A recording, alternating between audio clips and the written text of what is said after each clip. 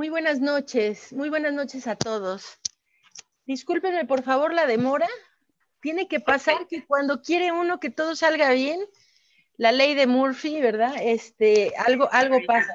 Así es, Lorian. Muchas gracias, mil gracias por estar con nosotros en nuestra sesión de la Asociación Médica del Hospital Ángeles Mosel. Para los que no te conocen, como afortunadamente yo tengo el gusto de conocerte, voy a leer un pequeño currículum que nos hiciste favor de llegar. Pequeño currículum porque seguramente es enorme y me hiciste favor de llegar una pequeña parte nada más.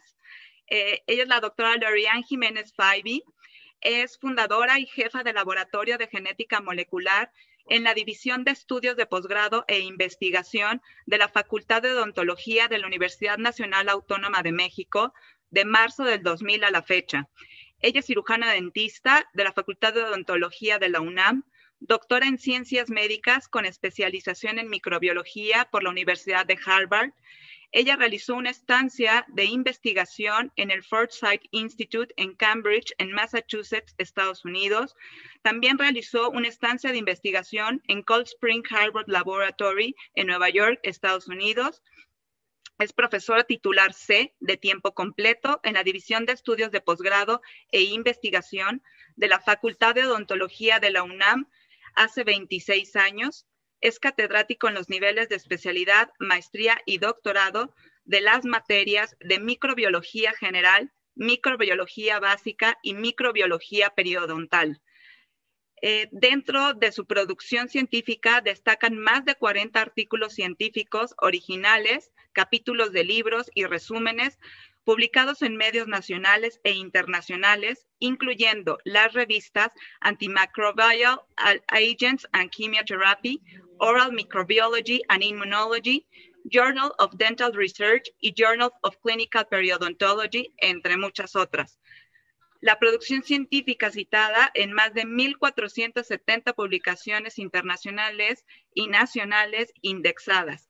Y en sus redes sociales la pueden seguir, que es súper activa ella, la pueden seguir en @LX Jiménez Faibi. Doctora, muchísimas gracias por estar con nosotros y la dejo, seguramente va a haber muchísimas preguntas. Gracias. Muchísimas gracias, Claudia. Saludos a todos, muy buenas noches. Un placer de verdad y haber sido invitada a estar aquí con ustedes, de verdad es un gusto muy grande para mí. Y espero que la plática de esta noche sea productiva para todos. Voy a compartir pantalla, preparé una pequeña presentación.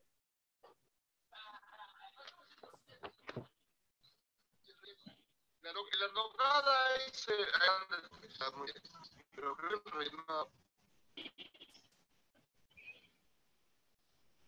no sé si están viendo ahí ya mi pantalla. Doctora, ya la estamos viendo. Perfecto. Bueno, pues sin más, iniciamos. Bueno, de repente creo que vale la pena dar un paso para atrás y recordar, llevamos por lo menos aquí en México 6 meses viviendo que pues yo creo que fácilmente sí se puede describir como una pequeña o gran locura lo que hemos estado viviendo en los últimos 6 meses. Creo que ninguno de nosotros pensó en estas fechas el año pasado que algo por el estilo hubiera estado ocurriendo, no solo en nuestro país, ¿verdad? Sino en el mundo entero. Entonces, nada más, muy rápido para puntualizar, algo sobre el origen, ¿no? Ahora sí que, cómo llegamos aquí, en dónde estamos y para dónde vamos. Entonces, bueno, como llegamos aquí, si recuerdan, el origen de este problema es un virus llamado SARS-CoV-2, ¿verdad? ¿De dónde se originó este virus? Bueno, la primera vez que fue detectado se cree hasta la fecha, varias publicaciones científicas han rastreado el origen del virus hasta este sitio, que es el mercado de Huanan, en la ciudad de Wuhan, de la provincia de Hubei, en China. ¿Cómo es que este microorganismo empezó a infectar al ser humano? Lo que sabemos ahorita sobre el origen de la infección es que este es un virus, un microorganismo zoonótico, queriendo decir que pasó de una especie animal al ser humano. Hasta donde entendemos ahorita por las secuencias del genoma del virus y las similitudes de la secuencia, en particular, de una secuencia en particular que es la de una proteína, que es la que caracteriza el virus. De hecho, el virus en sí, su morfología, es esta como de espigas que le da ese nombre de corona, ¿no? Que parece que es una corona, coronavirus. Estas proteínas de espiga, o que se les conocen como S-proteins o spike proteins en inglés, tienen una secuencia definida que es tener algunas regiones muy conservadas en diferentes especies. Entonces se rastrea viendo la similitud en las secuencias principalmente de esta proteína y se sabe que el virus proviene de una especie particular de murciélago y que de ahí brincó a un animal intermedio que aparentemente parece ser el pangolín, la especie intermedia. Esto es un poco más incierto si realmente es el pangolín esa especie o no, pero se sabe que, bueno, es así, migró pues de un murciélago a un animal intermedio al ser humano. ¿Y cómo se dio esta transferencia? Se dio en este mercado. Existe mucha controversia, ¿no?, con relación a la existencia de este tipo de mercados que les llaman wet markets o no sé exactamente cómo se traduciría correctamente al español, pero supongo que mercados húmedos o algo por el estilo. En donde aquí, bueno, se tienen muchas especies animales diferentes, tanto terrestres como oceánicas, especies raras en peligro de extinción, especies domésticas, especies comunes, especies muy raras, todas juntas, queriendo decir que son especies que normalmente vienen de diferentes hábitats, que en la naturaleza no se hubieran encontrado, pero en este tipo de mercados se encuentran. Algunas muertas, algunas vivas, y se encuentran también con muchas personas que en esos mismos mercados compran sus alimentos y ahí mismo comen, de hecho. Entonces, estas especies y otras, simplemente alimentos comunes y corrientes, ¿no? Entonces están en jaulas, unos vivos nuestros encima de otro, y esto pues es un caldo de cultivo ideal para el brinco de microorganismos de unas especies a otras y desde luego al ser humano. Entonces, recordemos cómo es que esto se inició, ¿no? Realmente, pues bueno, esto inició en diciembre del año pasado, en diciembre de 2019, con la detección de una especie inusual en China. Se detecta unos casos inusuales de neumonías o neumonías inusuales, donde la gente estaba muriendo de esto y no se entendía exactamente, se sabía que era algo distinto a lo que hasta ahorita se había visto, pero no se sabía no se sabía el origen. Entonces, algunos doctores reportan esto a sus autoridades sanitarias locales. Esto viene siendo a finales de diciembre, más o menos bueno, exactamente el 27 de diciembre, ¿no?, de 2019. Se dan algunos otros casos, en fin, hasta que no se da con el origen del virus el 1 de enero del 2020, y la secuencia, finalmente la secuencia de el virus, se da a conocer muy poco tiempo después. Esto es algo que merece un poquito de reflexión, porque realmente, pues en otras épocas esto nunca hubiera pasado. Hemos de dar gracias a los avances tecnológicos, que en menos de un mes este microorganismo pudo no solamente ser identificado, sino que además su secuencia genómica completa, descrita y publicada, lo cual entonces al día siguiente, de hecho, es algo maravilloso. Esto, quienes recordamos otras épocas, no sé, yo de estudiante todavía me tocó hacer secuenciación muy a la antigüita, ¿verdad? Casi a mano, leyendo geles gigantescos a ojo, ¿no? Con una regla. Así eran las técnicas de biología molecular, ¿no? Todavía algunos compañeros míos hacían PCRs cuando la técnica de PCR era algo que muy, muy nuevo, ¿no? Se hacían, de hecho, en cubetas, ¿no? Con matraces, cubetas a diferente temperatura, y los matraces se iban pasando de cubetas a otras. Pensar que eso es algo que vi en mi tiempo de vida y ahora podemos pasar a esta cosa extraordinaria, en donde un microorganismo es identificado un día, el 7 de enero, el día 12 su secuencia genómica se conoce completa, y el día 13 se tiene ya un medio para poderlo identificar por una tecnología molecular, ¿no? Pues esto es algo que vale la pena notar, ¿no? Bueno, en fin, lo que sucedió entonces, empezó el brote en China. Esto específicamente en la ciudad de Wuhan, ¿no? Cuando esto estaba sucediendo allá en el mundo, todos pues nos escandalizamos terriblemente de lo que ocurría, ¿no? Parecía, pero si ven, esta gráfica está graficando el número de casos diarios en cada una de estas fechas. Si pueden ver aquí, esto es por fecha, las barras en color, que será como naranja pálido o amarillo, son los casos por día de diagnóstico, y los azules son por fecha, por fecha de inicio de síntomas. Entonces, hay un pequeño desfase aquí entre las curvas, pero lo que es notable es ver que estas gráficas llegan apenas, o sea, en un solo día se llegaron a detectar hasta 3.500 casos en un día. Ahorita vamos a ver cómo esto ha cambiado nuestra perspectiva por completo de dónde estamos en términos de la pandemia, ¿no? Esto fue a grosso modo, no me quiero meter con más detalle en todas las cuestiones que ocurrieron de avisar a la Organización Mundial de la Salud y cuando se dieron los avisos a nivel internacional y qué sé yo. Pero bueno, esto fue como inició la pandemia, ¿no? Y ahora parece que eso lo hemos dejado ya muy, muy atrás, muy, muy atrás. Al día de hoy existen 24 millones, arriba de 24.6 millones de personas que han sido infectadas por el virus SARS-CoV-2. De ellas, más de 800,000 han muerto.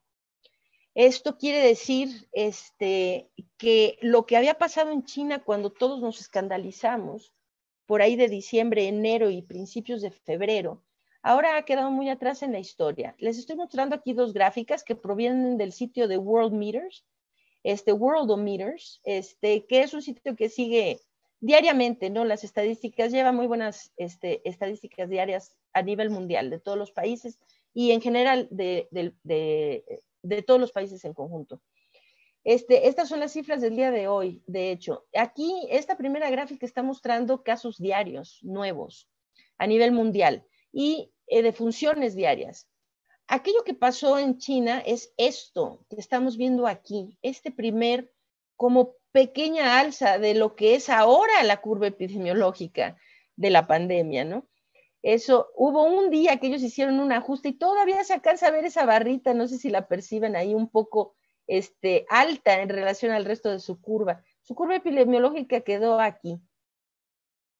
Lo que vino después fue el brote que se dio en Europa, en los países europeos, iniciando por Italia, después España, y de ahí fueron cayendo todos, España y Francia casi al tiempo, y junto con Alemania, Bélgica y todos los demás, ¿no? El último finalmente fue Reino Unido. Pero esto que se ve aquí, este aumento, fue la crisis que yo le llamaría, ¿verdad? O la epidemia europea. Y esto que estamos viendo ahora es lo que ha pasado en el continente americano. Esto es lo que tenemos ahora en el continente americano. Ahora, en promedios estamos detectando entre 250 y cerca de 300,000 casos al día a nivel mundial. O sea, entre 250,000 y 300,000 casos diarios a nivel mundial.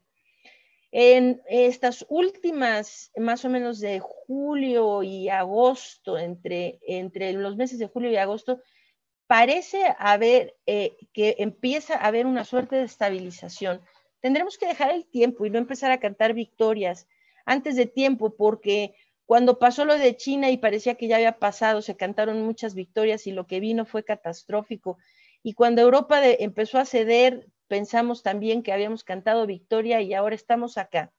Lo que se cree razonablemente es que esto va a avanzar y lo que vamos a ver es otro aumento. Tristemente, cuando esto pegue más fuerte en el continente africano. Y esto, pues, esperemos que no sea ese el caso, pero es para allá para donde van las predicciones.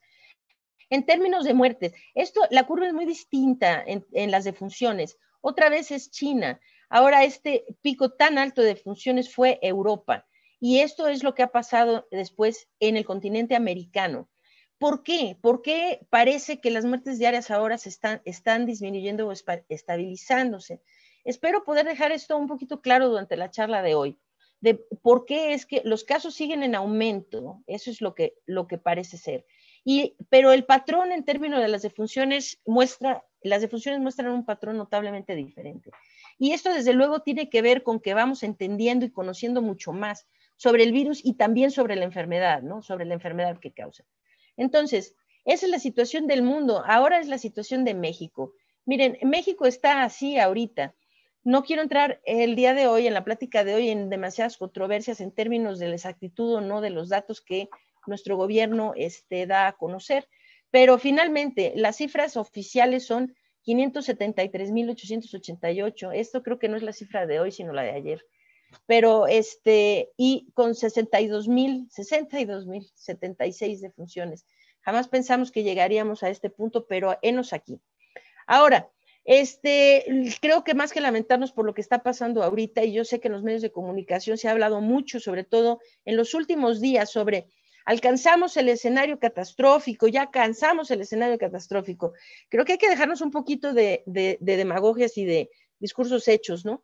Esto, la única razón por la que se le está llamando así es porque alguna vez el subsecretario de Salud indicó 60,000 como el escenario catastrófico, pero concretamente no estamos en el escenario más catastrófico. Los siguientes 3, 4, 5, 6, 8 meses, o sea, el nivel de catástrofe sigue en aumento. No hemos tocado fondo, a eso me refiero. No estamos en el fondo del problema todavía, porque la pandemia no está bajo control en nuestro país. Entonces, hay que tener cuidado. Esto es desastroso, sin lugar a dudas, es catastrófico, sin lugar a dudas, pero no debemos hacer la inferencia de que ya llegamos a lo peor y ahora viene algo mejor, porque vendrá algo mejor cuando se tomen las medidas concretas para controlar la pandemia, pero no mientras eso no se dé.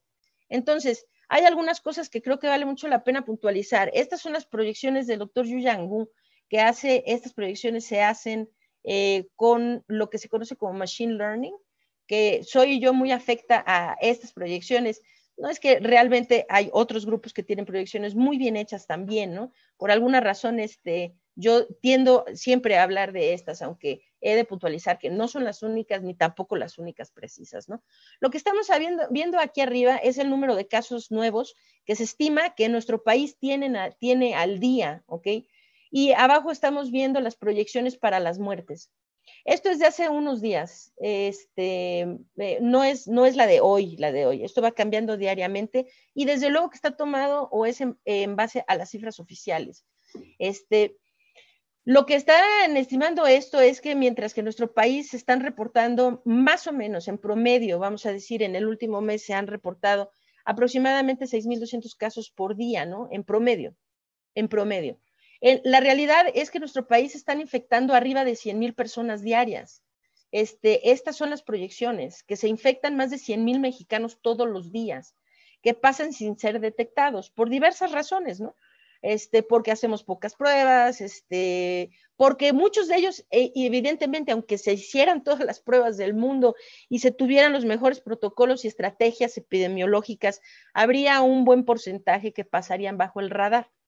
Porque como ustedes bien saben, esta enfermedad tiene la particularidad de que cuenta con un porcentaje muy grande de personas que son asintomáticas.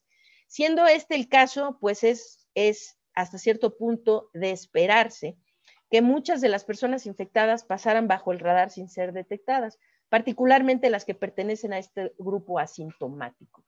Sin embargo, bueno, pues sí es de reflexionar que si se están diariamente, infectando más de 100,000 personas en nuestro país. Entonces, si vemos las estimaciones aquí, estas son estimaciones al 1 de noviembre. Las estimaciones al 1 de noviembre es que aproximadamente entre el 11.9 y el 34.2% de la población total de nuestro país habrá sido infectada por el virus. Esto quiere decir que más o menos entre 15.1 y 43.6 millones de personas en México habrán sido infectadas por el virus SARS-CoV-2. Esto, si se queda en el registro de cifras oficiales o no, es intrascendente. Esto es lo que en realidad está sucediendo. Entonces, y hay que estar conscientes de ese problema. Ahora, vemos otra cosa. Perdón que estas grafiquitas estén tan pequeñas, pero espero que se alcancen a ver bien, o suficientemente bien para explicar este problema, o para ilustrar esta observación. A ver, esta es la curva epidemiológica de Italia. Quiere decir que estas son sus estimaciones e infecciones reales. Es lo mismo que estoy mostrando aquí para México, ¿sí? Esto es México, esto es Italia. Ahora podrán ver que hay algo que es notablemente diferente. Entre otras, desde luego, pues que aquí la estimación de los nuevos casos, la proyección de los nuevos casos que se infectan en Italia a diario, esto fue unos días antes de que ahorita en Europa está como en un rebrote, ¿no? Aunque Italia es uno de los países hasta ahora menos afectados. Pero digamos, se están hablando más o menos de 3,000 infecciones diarias, mientras que nosotros estamos hablando arriba de 100,000. Esto significa que nuestra pandemia no está controlada bajo ninguna óptica que se pueda ver. E insisto, o sea, en algún punto tenemos que desligarnos de la cuestión un poco politizada que se ha hecho de la pandemia, que ha sido tan nociva verdaderamente, y enfocarnos en la ciencia y en la evidencia que tenemos, más que en los discursos político-demagógicos que no están aportando nada, ni al entendimiento, ni tampoco a la solución del problema. Entonces, lo que vemos, bueno, pues esa es una cosa, ¿no? Italia tuvo una curva muy pronunciada, fue, pues sí, muy dramático, catastrófico, pues, o sea, lo que ha pasado en todo el mundo ha sido catastrófico. Pero muy dramático lo que ocurrió en Italia, sin lugar a dudas, ¿no?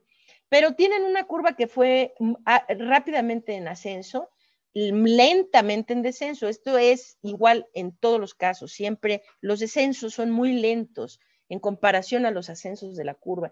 Pero bueno, tienen este ascenso, llegan sí efectivamente a un punto alto, después disminuyen sí más lentamente que el ascenso, pero llegan a un punto muy bajo, que se prolonga durante mucho tiempo.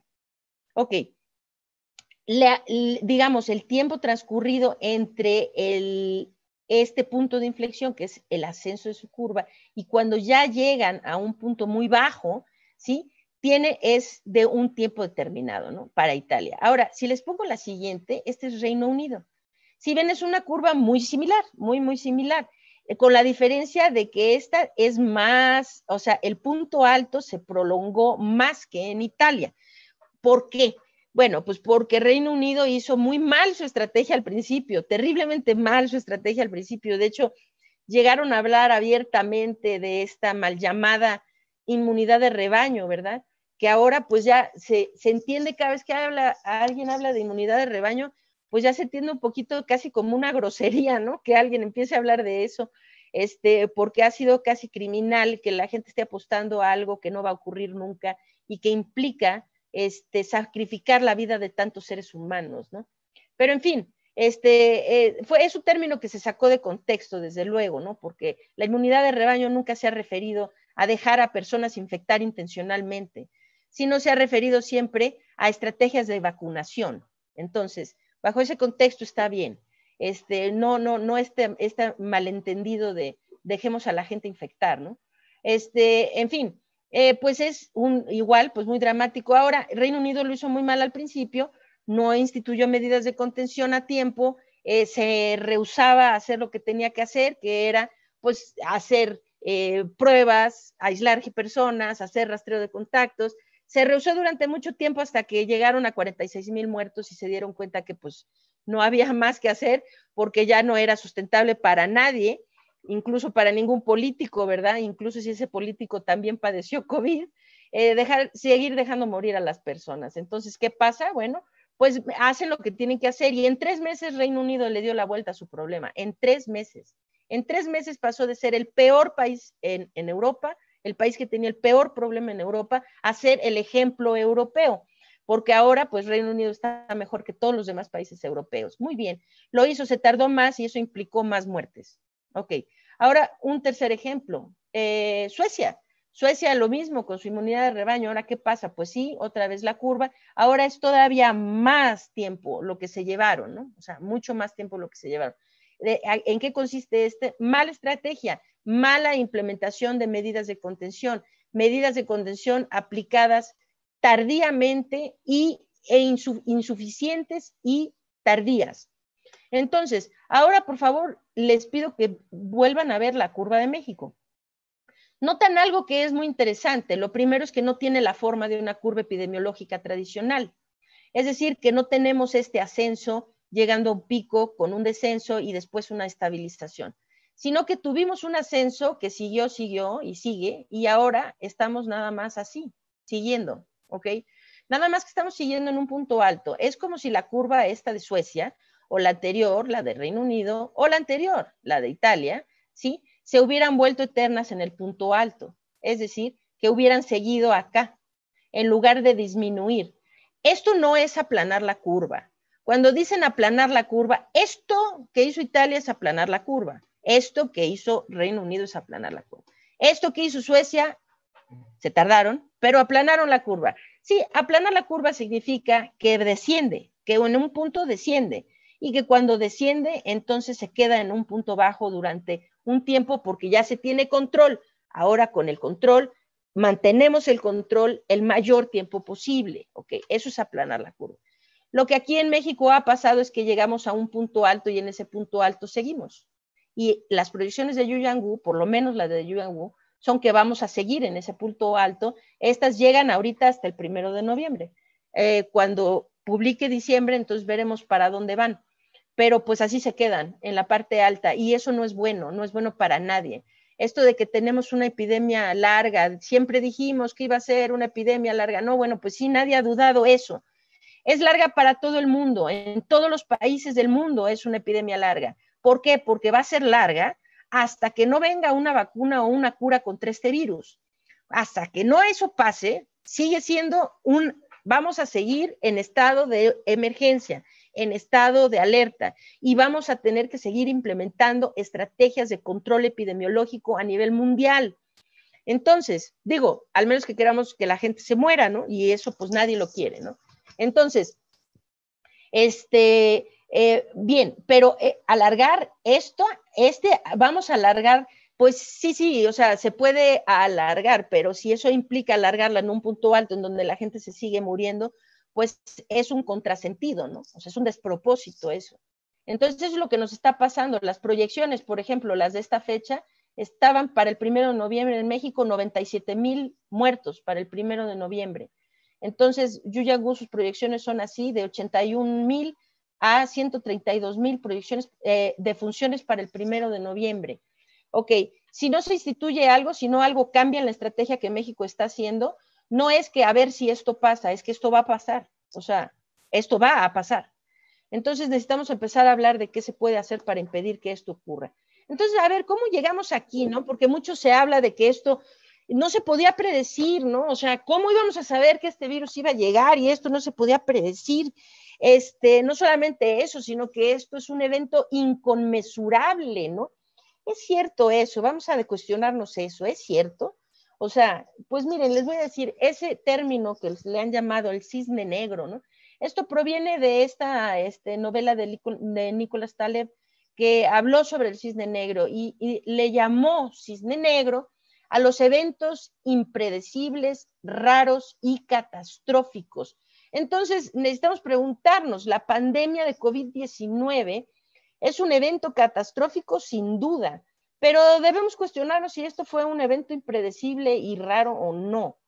No es raro, es decir, las epidemias que se dan por enfermedades infecciosas que se transmiten entre seres humanos son todo menos raras, Desde que tenemos registros históricos sabemos que este tipo de epidemias, incluso pandemias de este nivel o incluso más devastadoras, se han dado en la humanidad desde que tenemos registros históricos.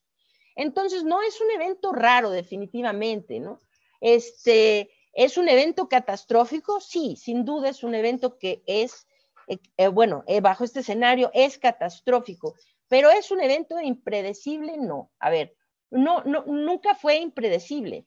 Es decir, por ejemplo, la doctora Laurie Garrett está hablando de esto desde 1994, desde 1994. Tiene este libro, The Coming Plague, que tiene publicado en ese año, en donde describe exactamente lo que está pasando, exactamente, los errores que se pueden cometer, los errores que no se deben cometer, y todos esos errores es como si nadie hubiera, se han cometido, y enos aquí. El doctor Larry Brilliant, que también ha hablado de esto durante décadas, de la posibilidad va a venir un virus que va a azotar a la humanidad y que va a ser una pandemia de este tipo, que los sistemas de salud deben estar preparados, que las estrategias epidemiológicas deben estar en pie, debe aprenderse de la historia y no repetir los errores del pasado. Ha hablado incansablemente de esto, y el doctor Brilliant, que es, como su apellido dice, brilliant, brillante, brillantísimo, un virólogo él, sigue hablando de ello, y creo que él no da crédito que después de todo lo que se dijo, se haya dejado que esto llegara al punto que ha llegado. Incluso el mismo Bill Gates ha hablado incansablemente de esto. En 2015 tiene una plática, uno de sus TED Talks muy famoso, que habla exactamente, y si alguien por curiosidad quiere irse a ver ese TED Talk, se va a asustar de que prácticamente es la crónica de lo que está ocurriendo ahorita, ¿no?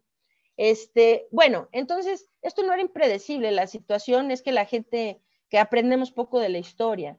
A ver, algunas lecciones de la historia, y yo creo que si algo le vamos a dejar a las generaciones que vienen, tal vez es el aprendizaje de lo que ha pasado aquí. Creo que tal vez eso será lo más valioso que podemos dejar en generaciones futuras, porque evidentemente estas generaciones de 1918 a 1920, pues no es culpa de ellos, desde luego, pero por alguna razón extraña nosotros no aprendimos nada de lo que les pasó allá. Esto es allá, 1918, esto es ahora, nos se parece bastante, ¿no? Miren nada más el personal médico, devastado, cansado, apaleado, ¿verdad? Así como está ahora, así estuvieron entonces. La gente, la sociedad, así como están, estamos. Como estaban ellos, estamos ahora.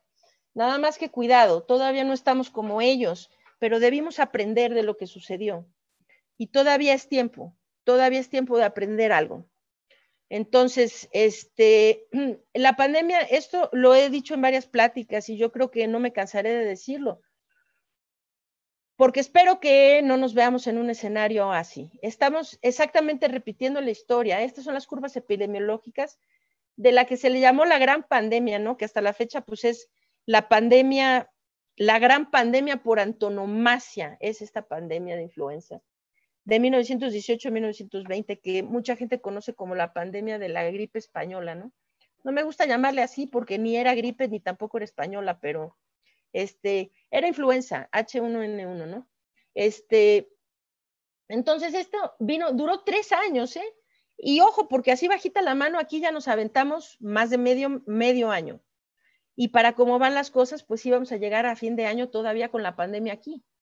Entonces, y vamos a iniciar el año que viene también con este problema aquí, como estamos, ¿ok? Entonces, cuidado, eso que pensábamos que, yo no sé, pero yo sí recuerdo bien que era Semana Santa y alguien había dicho, las 2 semanas de Semana Santa y una más, y después ya vamos a estar como si nada.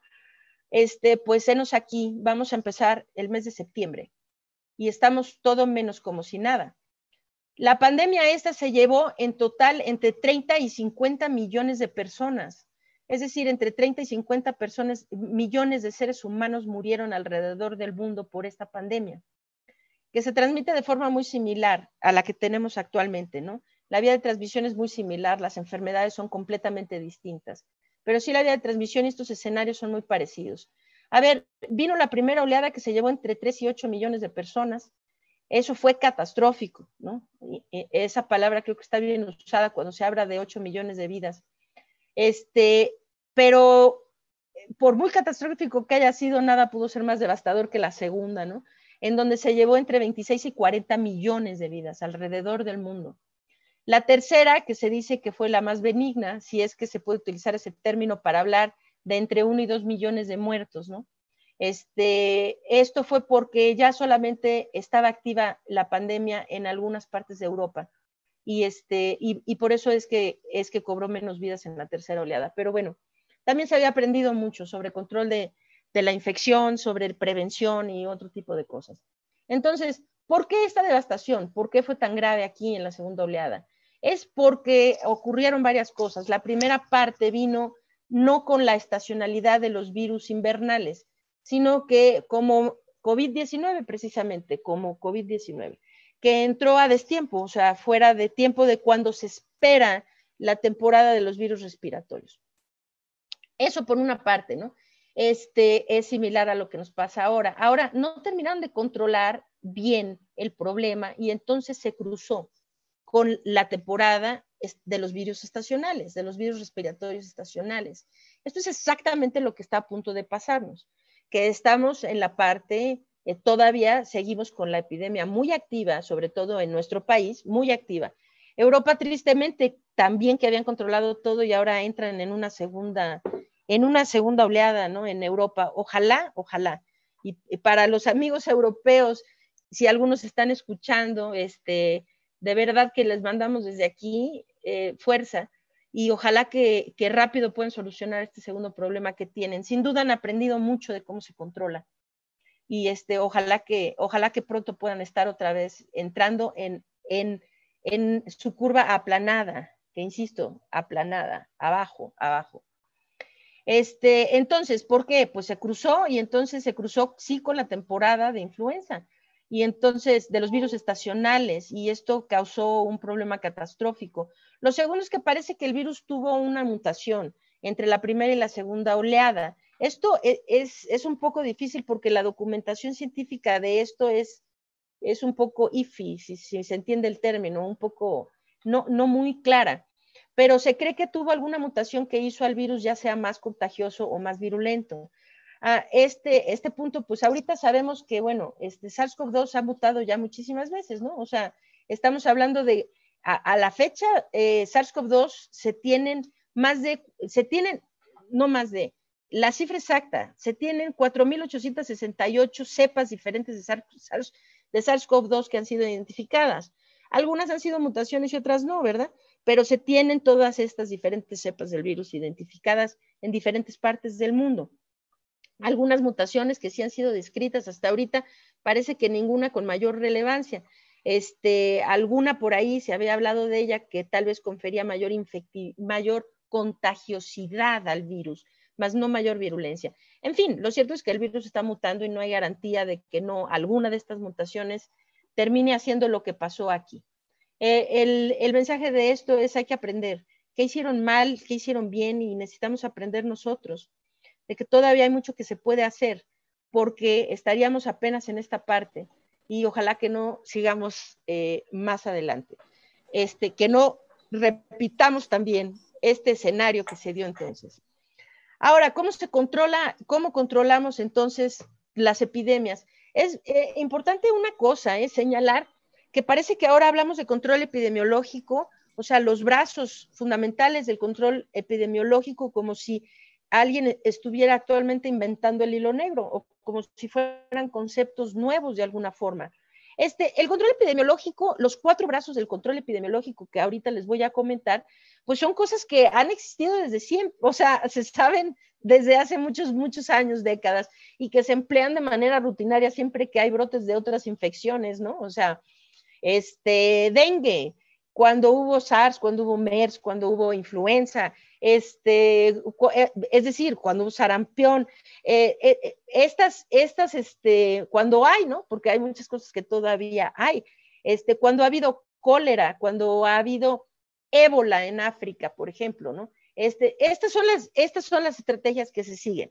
Entonces, si vamos a hablar de estrategias, hay que hablar primero de una cosa que es fundamental.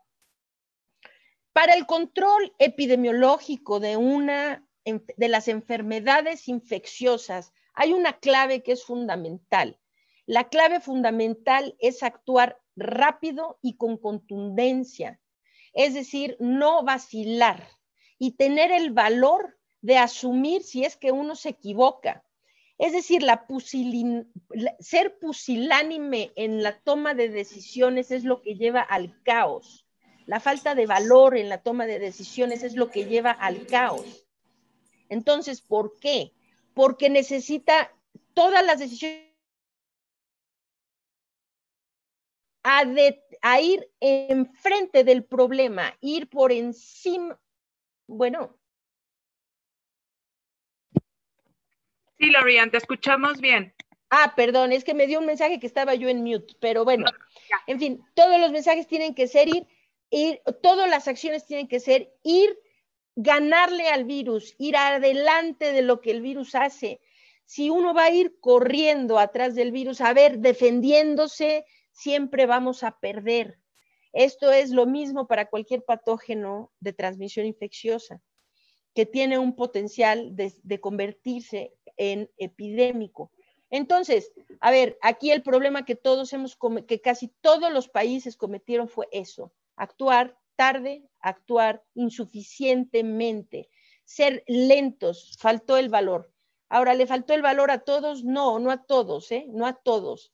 Hay que quitarse el sombrero, por ejemplo, con la presidenta de Taiwán, que teniendo el yugo de los chinos encima y no teniendo ninguna otra experiencia previa, ella tuvo el valor de tomar las medidas absolutamente precisas, contundentes y en tiempo para salvar a su gente.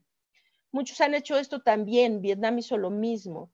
La primer ministra Jacinda Ardern en Nueva Zelanda sí tuvo más contagios al principio y algunas defunciones, pero rápidamente tomaron control de la situación y es uno de los países que mejor ha podido controlar la pandemia.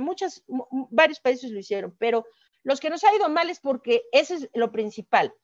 Si se deja que el patógeno gane, es decir, si se deja que el patógeno avance, siempre vamos a perder. Siempre vamos a perder. Y esto no sé por qué no se entendió. O sea, porque esto se supo cuando SARS, se supo cuando MERS, se sabe cuando hay ébola, se sabe cuando hay cualquier otro tipo de epidemia. Y sin embargo no se hizo. Supongo que faltó valor. Le faltó valor a las autoridades para hacer lo que tenían que hacer. No deberíamos estar en esta situación, pero enos aquí. Ahora hay que hablar de qué podemos hacer hacia adelante. Las pandemias se controlan con 4 brazos del control epidemiológico. Lo primero es mitigación. La mitigación comprende todas las medidas preventivas, como el uso de cubrebocas, obligatorio de preferencia, claro, ¿no? Los países que lo hacen obligatorio tienen un mucho mejor control que los países en donde el uso del cubrebocas es laxo y es permisivo, y quien quiera y quien no, no. El distanciamiento social es una clave importantísima de la mitigación y todo lo que tiene que ver con higiene. Estas son específicos para COVID-19, ¿no? El uso de cubrebocas obligatorio porque es un virus de transmisión en partículas, en gotas que se suspenden y viajan en el aire, o sea, por vía respiratoria, para decirlo de forma fácil, ¿no? Su principal mecanismo de transmisión es por vía respiratoria.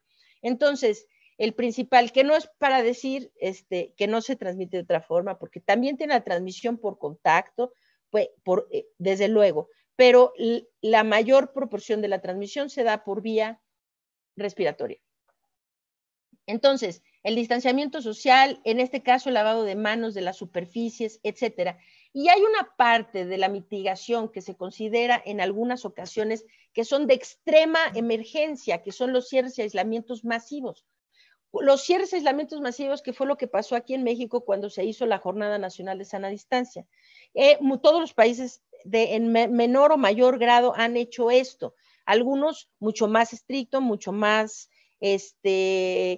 o más relajado, qué sé yo, más extenso o menos extenso, qué sé yo, pero de una u otra forma prácticamente todos los países entraron en este estado. Ahora, ¿por qué el control epidemiológico considera esto? Pero se considera única y exclusivamente cuando se habla de estados de emergencia extremas. Es decir, cuando está en riesgo inminente la vida de un porcentaje importante de la población.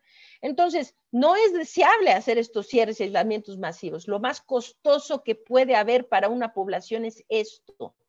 Es lo más costoso económicamente, socialmente, en todos los sentidos es lo más costoso. Entonces, se sabe que esto va a traer repercusiones sociales y económicas importantísimas cuando se hace. Es un enorme sacrificio. Pero entonces se pregunta uno por qué. Bueno, se hace porque hay una proporción muy importante de la población en riesgo inminente de morir. Entonces no hay otra más que se encierren todos y se asume esas pérdidas y todo ese problema económico y social que va a venir de ello. Pero entonces, ¿por qué se hacen? Se hacen para tener tiempo de establecer las medidas de contención adecuadas. Entonces, un gobierno, ya vamos a decir, el gobierno ya tiene algunas medidas de contención establecidas, pero necesita tiempo para vamos a decir, ampliar la capacidad de pruebas, para establecer mejores estrategias de rastreo de casos y contagios, establecer la logística para los aislamientos, una serie de cosas, ¿no? Entonces, para tener oportunidad de establecer que es el segundo brazo del control epidemiológico, entonces se hacen estos cierres masivos que cuestan mucho, repito, son muy, muy costosos a la sociedad. Entonces, se hace entonces pues la contención. La contención es el pilar central del control epidemiológico, lo vean como lo vean. Es decir, la contención implica hacer un número suficiente, más no así pruebas por hacer pruebas. No es entre más pruebas se haga es mejor. Es hacer pruebas con inteligencia, que ahorita voy para allá, con inteligencia y con una estrategia clara. Entonces, pero hay que hacer el número suficiente, suficientes pruebas, ¿sí? Para tener una buena estrategia de contención. Entonces, pruebas suficientes diagnósticas. Estas pruebas ahora llevan también al rastreo de contactos, de casos y contactos. Aquí no debería decir contagios, sino contactos, me disculpo. Es con casos y contactos.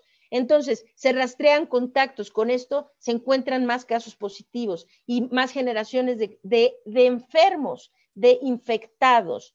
¿Con qué finalidad? Con la finalidad de aislarlos. Dos finalidades: aislarlos y poder tener un control sobre su vigilancia. Entonces, se aíslan, ¿para qué? Para que salgan del pool de la gente infectante.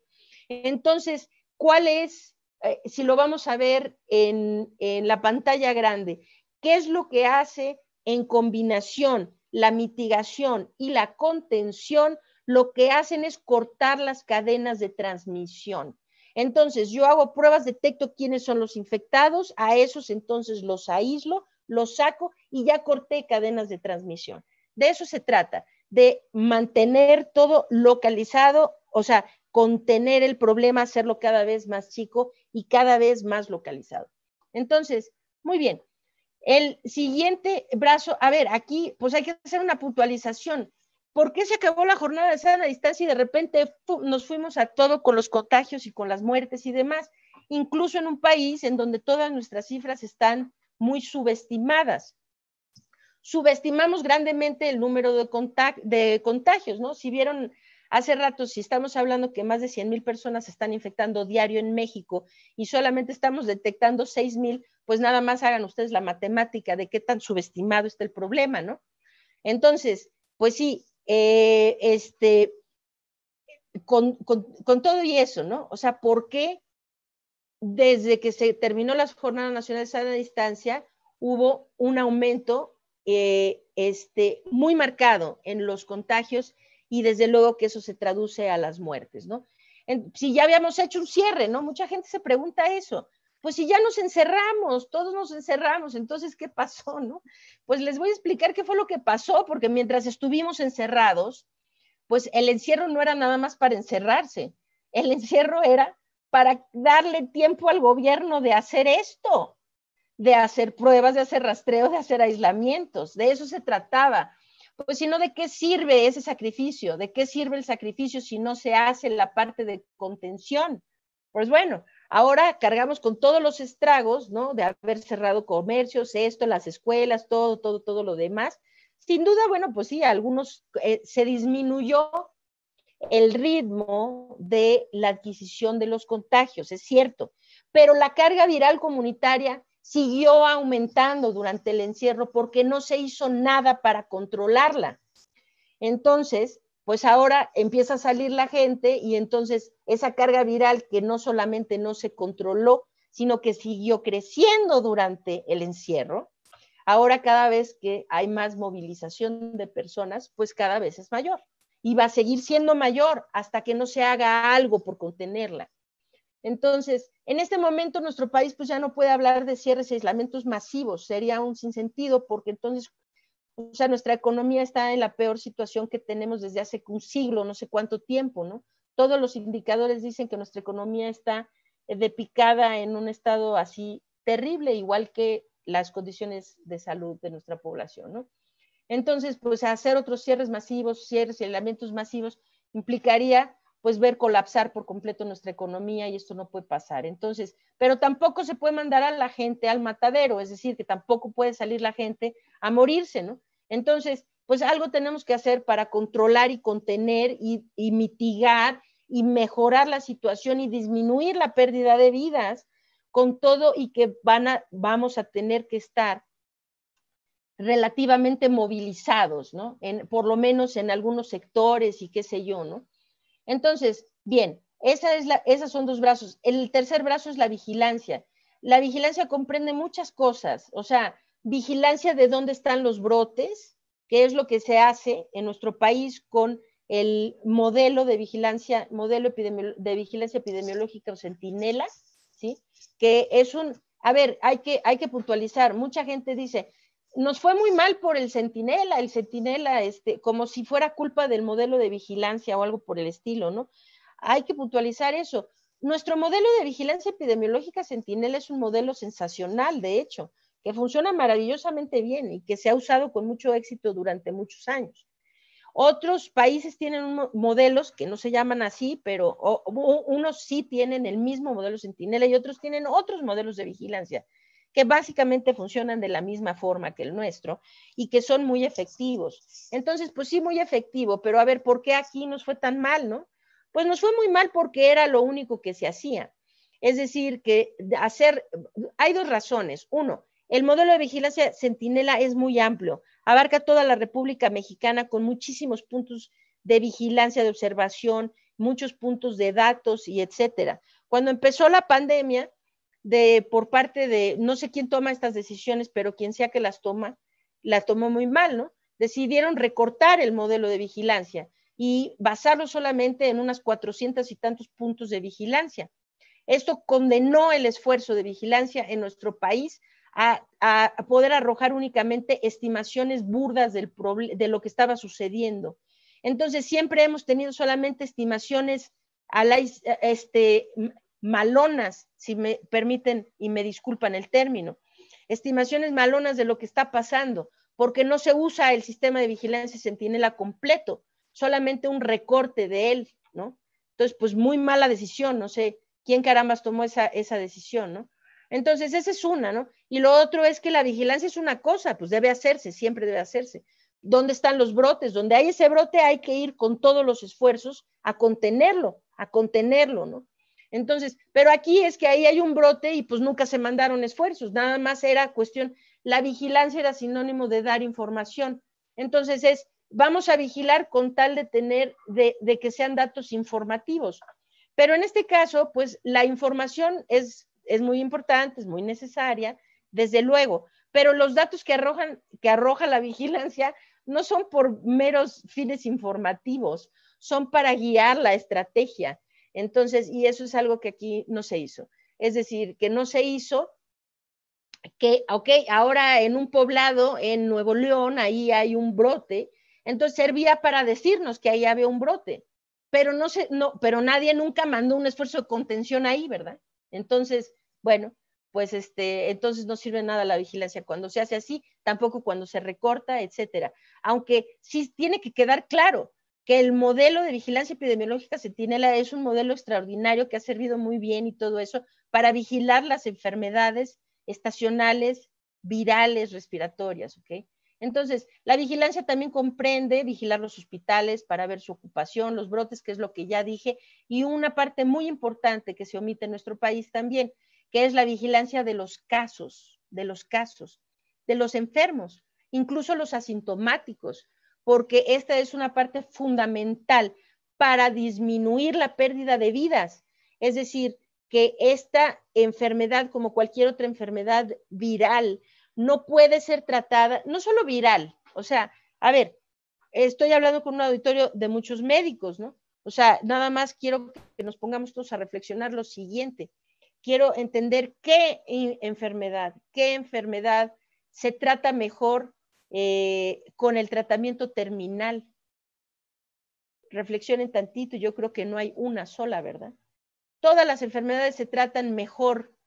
Lo mejor es si se pueden prevenir, ¿verdad? Esa es la mejor vía, prevenirlas. La siguiente es tratarlas de forma muy temprana, ¿no?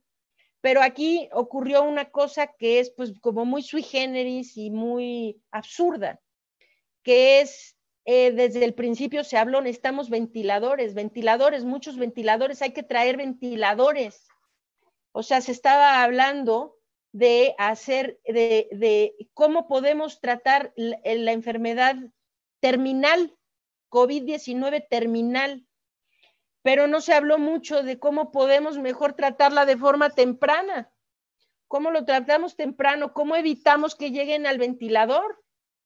Entonces, bueno, para eso se necesita vigilancia. Para poder hacer eso se necesita vigilancia. Y pues como bien sabemos, en nuestro país no se hace vigilancia de casos. De ahí que muchas personas llegan muy enfermas al hospital y tenemos unas tasas de mortalidad hospitalaria muy alarmantes en nuestro país. Entonces, ese es el cuarto brazo del control epidemiológico. Y el quinto es que es importantísimo, el cuarto es que es control de la migración y tránsito.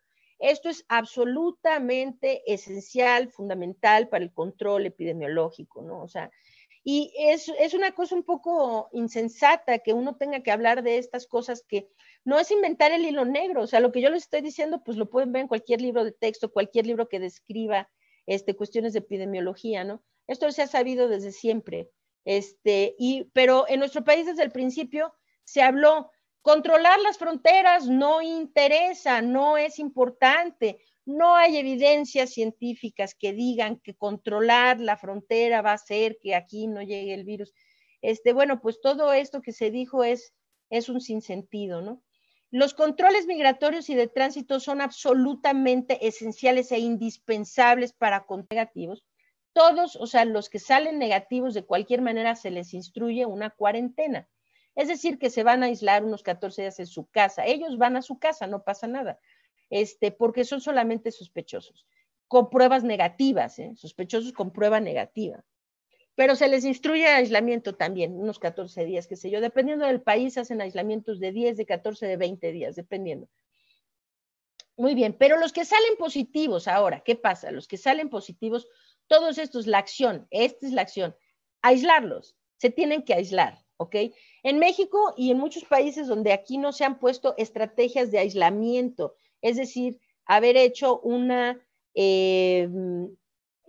armado la logística necesaria para instituir aislamientos controlados de las personas, ¿sí?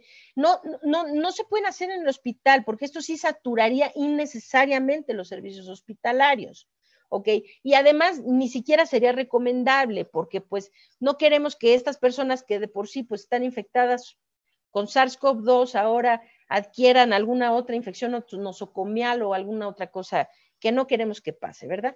Entonces, bueno, se instituyen entonces estrategias de aislamiento que sean adecuadas, dignas, etcétera, para los pacientes, ¿no?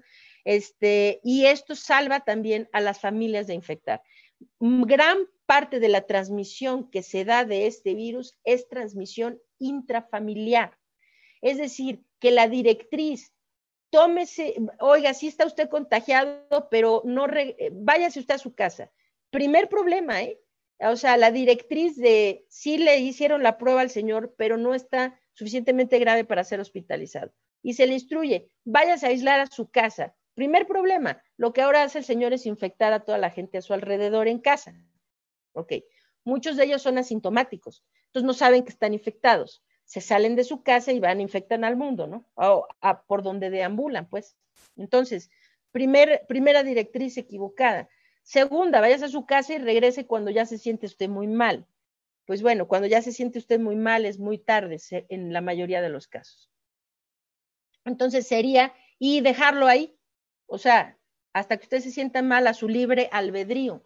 Se trata de aislarlos, se corta la cadena de transmisión, desde luego, pero el círculo virtuoso se cierra porque además de cortar las cadenas de transmisión, se puede vigilar a la persona de manera controlada fácilmente para darle atención oportuna y entonces, pues, evitar que se complique y después muera, ¿no? Entonces, esto es cortar las cadenas de transmisión. Si me permiten, se ve un poco infantil el dibujito, pero creo que es muy ilustrativo. Vamos a poner, cada persona, esta cifra sigue cambiando, o sea, vamos a decir, esto es de hace tiempo, pero si cada persona con COVID-19 infecta a otras 3 y cada una de esas personas infecta a otras 3, ¿sí? Y así sucesivamente, ¿no? O sea, es una generación, 2, 3, 4 generaciones.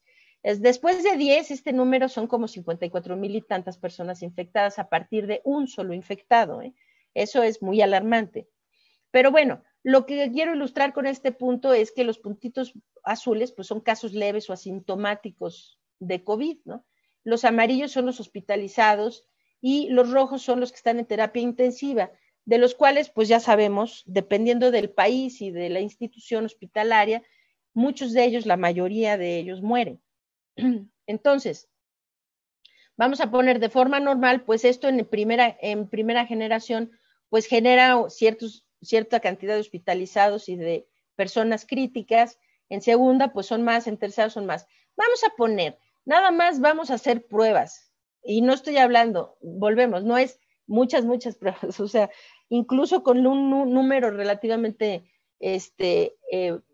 limitado de pruebas se puede incidir muy importantemente en lo que ocurre en la transmisión de los contagios, siempre y cuando no solo se haga la prueba con fines informativos. Volvemos, toda la información que se genera durante una epidemia no puede ser solo para informar, tiene que ser para actuar, para conducir el camino de la estrategia. Entonces, saber que una persona es positiva para decir, hoy hay una persona más infectada, pues gracias, necesitábamos tener esa información, sí, pero pues es muy limitado ese uso, ¿verdad? El uso es, usted está infectado, ahora ¿qué vamos a hacer con esa información? Uno, señor, lo vamos a cuidar muy bien, déjenos apapacharlo, ¿no? Vamos a atenderlo temprano. Dos, permítanos ver, su familia está bien, sus colegas en el trabajo está bien, necesitamos rastrear a sus contactos. Los que salgan positivos, entonces vamos a aislarlos. Es la acción que se toma del resultado de la prueba, no la prueba en sí.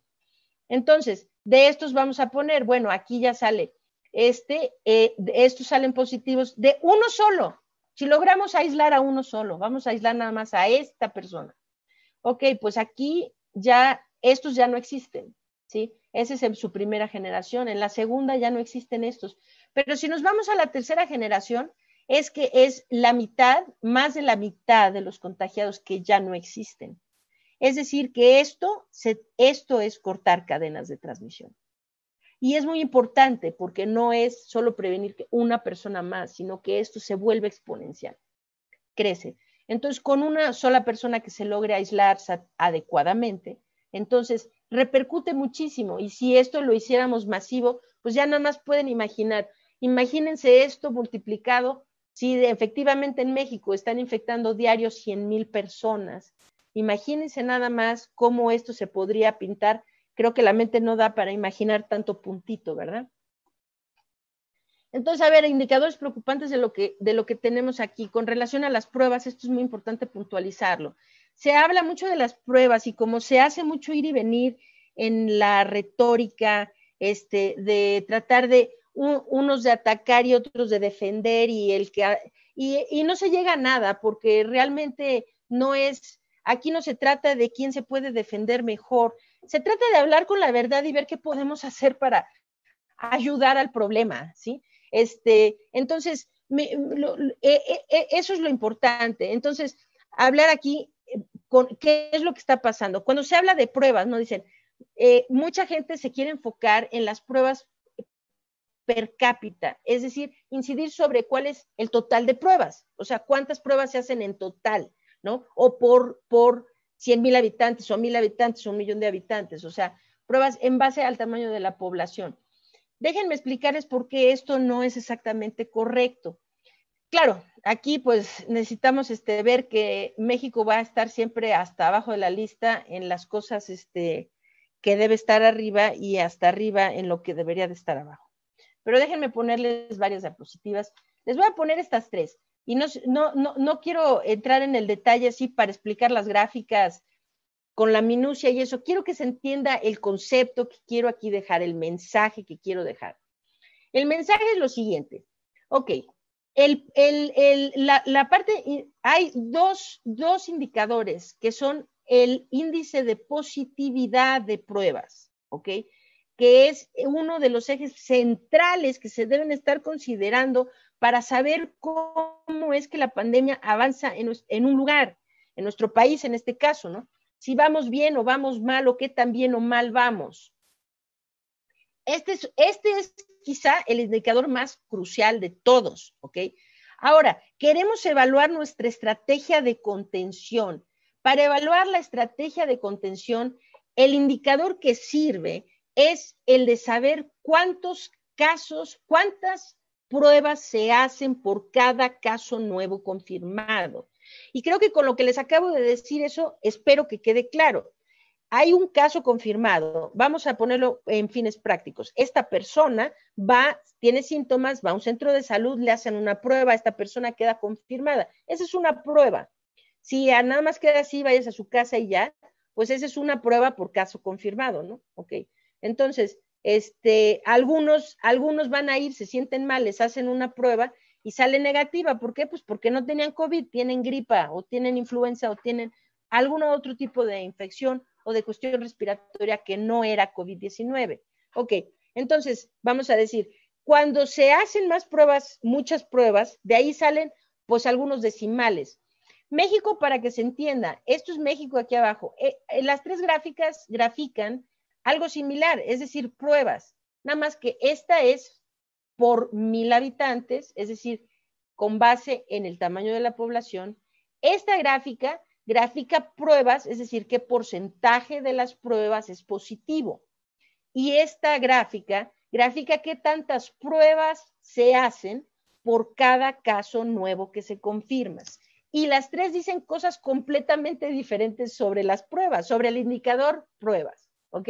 Entonces, por cada caso nuevo confirmado, habla de la estrategia de rastreo de contactos. Eso es lo que habla. Habla si se está o no haciendo una estrategia de rastreo de contactos.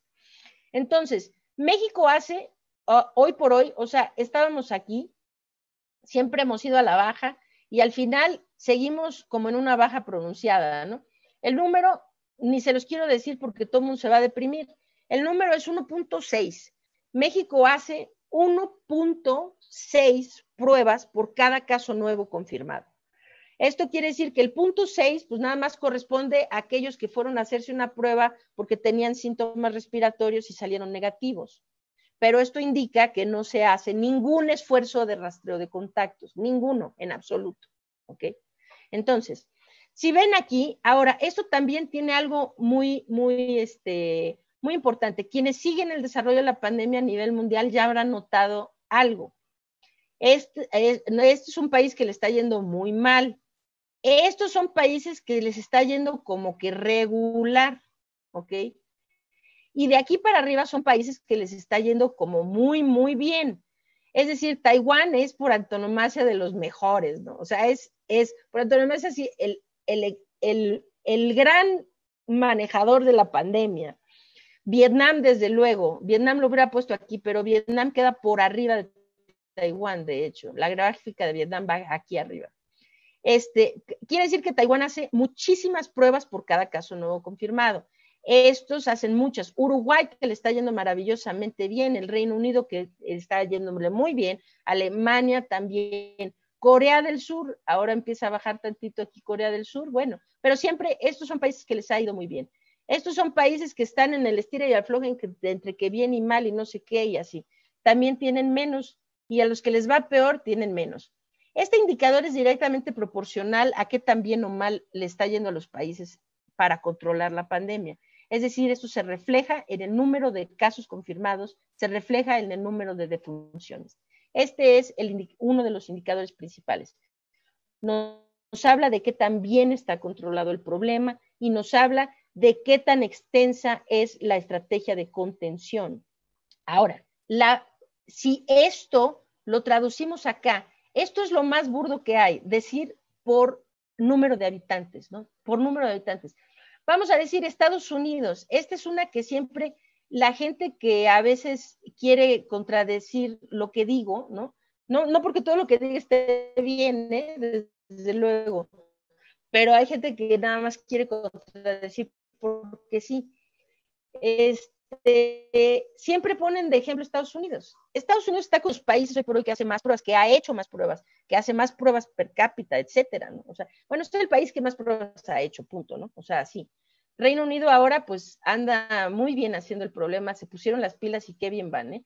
Pero bueno, a ver, pero entonces, a ver, va así.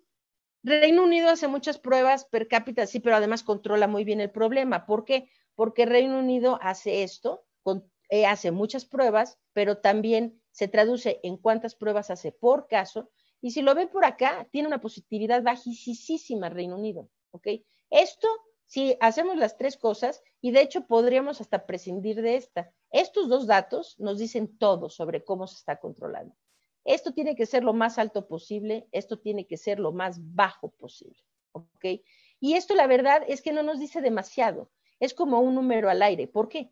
Porque vamos a decir, Estados Unidos hace muchísimas pruebas, pero le va muy mal, tiene muchos muertos, sigue teniendo casos. Sí, porque ¿qué dije? La estrategia no es solo hacer pruebas. Estados Unidos hace muchas pruebas, pero en muy pocos sitios. Esto va de la mano con muy buen rastreo de contactos y muy buenas estrategias de aislamiento. Entonces, vamos a decir, ¿dónde sí se hizo muy bien? En el estado de Nueva York. Hicieron muchísimas pruebas, pero no solo pruebas. Ahí hicieron muchísimas pruebas, una estrategia muy bien concertada de rastreo de contactos y una estrategia muy bien organizada de aislamiento de casos. Entonces, ¿qué pasó? Pues controlaron muy bien su problema. Ahora, en otros estados en Estados Unidos, lo que tienen es muchas pruebas, pero no hacen bien el rastreo y no aíslan a las personas. Entonces, pues hacen muchas pruebas y les sigue yendo mal. ¿Por qué? Porque la estrategia en general es mala. Estados Unidos está aquí, hace muchas pruebas, pero hace, pues más o menos no muchos por cada caso confirmado. ¿De qué habla? Que hace muchas pruebas, pero hace poco rastreo de contactos, ¿sí? Hace poco rastreo de contactos, etcétera. Entonces, nosotros lo que tenemos ahora, y el número, pues igual, en Taiwán hace muchísimas pruebas por cada caso nuevo confirmado. Su positividad es nada, o sea, es decimales, está en los decimales. 0.1, 0.2, no sé, tiene una cosa ridícula de positividad, nada, ¿ok? Ahora, si lo ven acá, dicen, ¿dónde está? ¿Dónde está Taiwán? ¿Dónde está Taiwán? Acá está, hasta abajo. Y se preguntan, ¿por qué con tan poquitas pruebas? Bueno, Taiwán puede con tan poquitas pruebas estar haciendo muchísimas por cada caso nuevo confirmado y tener un índice de positividad bajísimo. ¿Por qué? Porque tiene muy bien controlado su problema. Es decir, una vez que son poquísimos los casos, si yo estoy detectando 10 casos al día, 5 casos al día, pues claro que me puedo dar el lujo de a esos 5 casos rastrearles 5,000 contactos, ¿sí? O sea, muchísimos contactos. ¿Ok? Y entonces, pues es maravilloso porque puedo entonces detectar cualquier positivo, aunque casi todos sean negativos. ¿Por qué? Porque mi carga viral es muy baja. Entonces, sí me explico que este número es un número que no nos dice mucho sobre la estrategia ni sobre qué tan bien van las cosas. Es simplemente un número que da información, pero que no infiere sobre la estrategia ni sobre qué tan bien está controlado el problema. Son estos dos los que van de la mano. Ahora, habiendo dicho eso, espero haberme dado a entender, cuando se habla de México, pues la tristeza es esta, ¿no? O sea, Desde luego que hacemos poquísimas pruebas, o sea, acá estamos, ¿no? Por habitante, por número de habitantes, pero la tragedia aquí es esto, o sea, 1.6, quiere decir no hacemos rastreo, y nuestra positividad está por arriba del 60%. A nivel mundial somos el país con el índice de positividad más alto, el más alto de todos los países a nivel mundial. Ahora, ¿qué hacemos con la positividad? ¿Qué nos dice? Nos dice varias cosas. Nos dice que hacemos muy pocas pruebas. Eso es una, ¿no? Desde luego.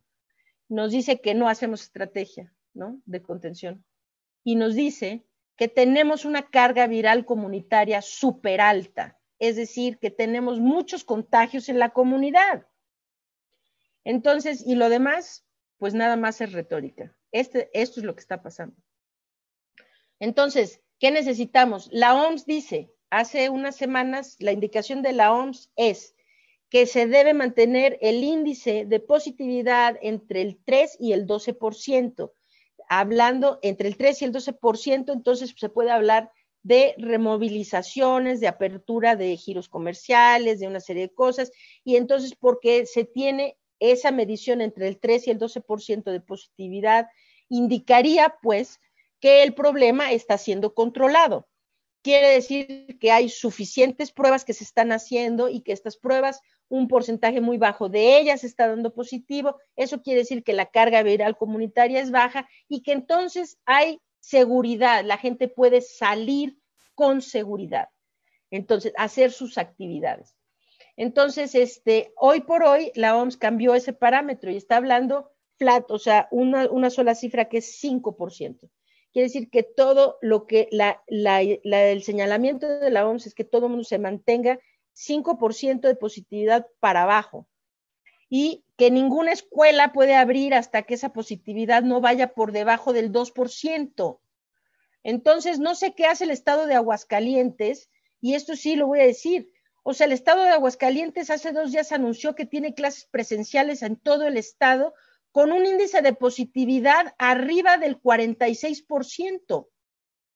Entonces, yo no sé, yo creo que sí, hay que ver exactamente qué es lo que está pasando con eso, porque poner en riesgo a la población nada más así porque sí, creo que pues eso sí se puede tornar en una cuestión criminal, ¿no?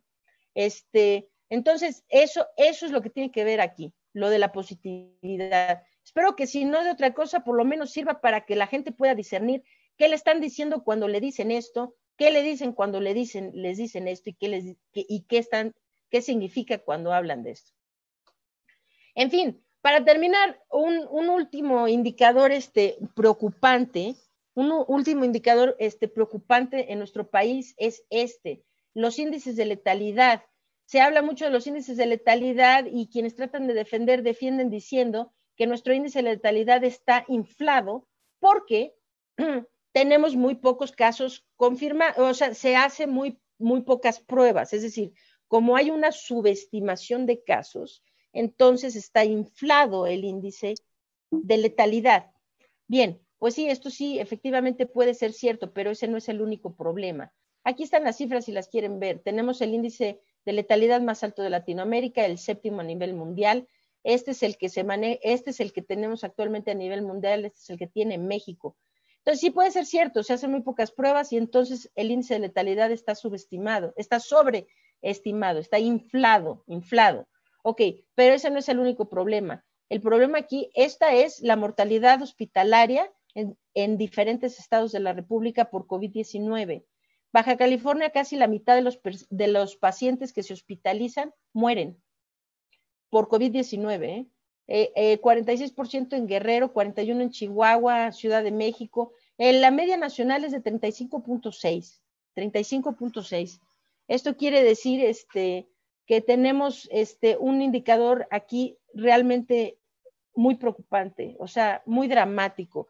Nada más para que tengan un comparativo, en el estado de Nueva York, en la ciudad de Nueva York, cuando tuvieron la peor parte de su epidemia, que fue muy dramático lo que les ocurrió ahí, muy dramático, tuvieron ellos, muchas muertes, sus hospitales sí estaban en riesgo de colapsar, Fue muy dramático. Con todo eso, en su punto alto, la mortalidad hospitalaria era del 8.2%, 8.2%. Y nosotros tenemos estas cifras que son muy alarmantes. Entonces, quiere decir que hay mucha gente que se está muriendo y esto no tiene nada más que ver con el hecho de que se hagan pocas pruebas. Tiene que ver con que hay otras cosas que están ocurriendo ahí y lo que está ocurriendo, desde luego, es que no se le da seguimiento a los casos y no se está dando atención temprana. La gente llega demasiado tarde al hospital para poderla salvar y es por ello que mucha gente está muriendo. El 88% de las defunciones que ocurren en nuestros hospitales ocurren fuera de la terapia intensiva. Esto es muy alarmante. Esto habla de que la gente tiene un periodo muy corto en el hospital y que en ese periodo corto muere. Entonces, muy bien. Creo que me he extendido en el tiempo. Tenía 2 diapositivas más, pero si necesitamos parar, podemos ya parar en este punto, como ustedes me lo digan. Realmente, ahora sí, Lorian, como tú digas, tenemos aquí algunas preguntas ya. No sé si quieras mejor responder preguntas. Sí, claro, con mucho gusto, con mucho gusto. Tenía un par de cosas más, perdónenme. Dilo. No. Yo creo que ya, mejor nos vamos a las preguntas porque si no, creo que los voy a agobiar con demasiada información. Tenía un par de diapos más, pero se va a llevar un rato y creo que ya llevamos un rato aquí. Al menos que quieran que lo hagamos, lo podemos hacer. Y si no, podemos empezar a contestar preguntas, como ustedes gusten. Sí, yo creo que tal vez dentro de las preguntas estén tus diapositivas. Exacto. La doctora Adriana Miranda pregunta, ¿cómo esperar a que la vacuna haga inmunidad si no se ha comprobado que el virus la genere? Caray, no entiendo esa pregunta. ¿Cómo esperamos que la vacuna genere? No. Ok. Sí, ya. Ya entendí. No, a ver, ahí hay un misconcepto. El virus sí genera inmunidad, claro que genera inmunidad. La situación es que la inmunidad no perdura mucho tiempo, no dura mucho tiempo.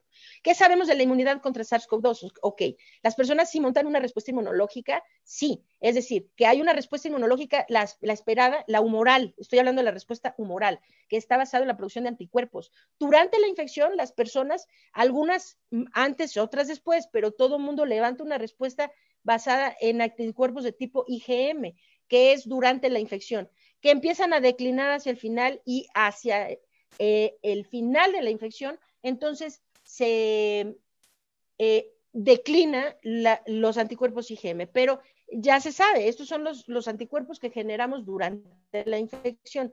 Ahora, con fines de tener protección o inmunidad a mediano o largo plazo, entonces lo importante son los anticuerpos de tipo IgG. Sí se producen anticuerpos de tipo IgG contra SARS-CoV-2, sí los estamos produciendo el ser humano. Entonces, esto viene durante la infección, en la parte tardía de la infección, empiezan a subir los IgG, mientras los IgM bajan. Y entonces IgG se queda. La esperanza es que se quede durante mucho tiempo. Ahora, pues sí, con las reinfecciones, lo que hemos visto, y esto, pues ya se ha documentado en muchos artículos. Lo que pasa es que era una noticia un poco desalentadora y no sé, o no se ha querido mucho hacerle caso, pero muchos ya intuíamos la cuestión de la reinfección, porque se había hablado de reinfección en muchas partes, aunque no había sido documentado científicamente así con precisión, con alta precisión, como ahora se ha hecho. Pero a ver, ¿qué es lo que pasa? Sí hay respuesta inmunológica. Después de 40, 60, 70 días se va perdiendo los niveles de IgG, se pierde la inmunidad. Entonces, ¿por qué no es necesariamente una noticia devastadora para la vacuna? No lo es. Es decir, porque las vacunas están precisamente hechas para que la inmunidad que confiere la reacción inmunológica que genera una persona contra una vacuna es generalmente mucho más grande en magnitud y más duradera que la inmunidad que se adquiere por vía de la infección. Entonces, de eso se tratan las vacunas. Entonces, mientras que infectarse puede conferirnos una protección parcial o protección no muy duradera, la vacuna sí lo puede hacer. Entonces, no hay razón para suponer que las vacunas no van a servir. O sea, de hecho, hay varias vacunas que van muy bien en los estudios, tienen resultados muy alentadores. El hecho que se haya descubierto que hay reinfección no significa que esto sea necesariamente una mala noticia para la efectividad de las vacunas. Tenemos que esperar a que se completen los estudios para estar seguros de ello. Perfecto. El doctor Raúl Chío pregunta, ¿cuál es el modelo de vigilancia epidemiológico ideal? El modelo Centinela ha ocasionado la verdadera incidencia de los contagios, que ha ocasionado la falta verdadera incidencia de los contagios. Lo vuelvo a repetir ahí, pero ¿cuál es el modelo de vigilancia epidemiológico ideal? Es realmente la pregunta. No, es que como ya lo expliqué, el modelo de vigilancia epidemiológica Centinela es extraordinario, funciona perfectamente bien. De hecho, es un modelo, si me permiten, es un modelo, o sea, es un modelo extraordinario de vigilancia. Pero a ver, ¿qué es lo que pasó? A ver, hay que entenderlo en su justo contexto. Este modelo de vigilancia epidemiológica funciona muy bien para las infecciones estacionales, las virales estacionales. ¿Por qué? Porque lo que hace estos modelos de vigilancia es están viendo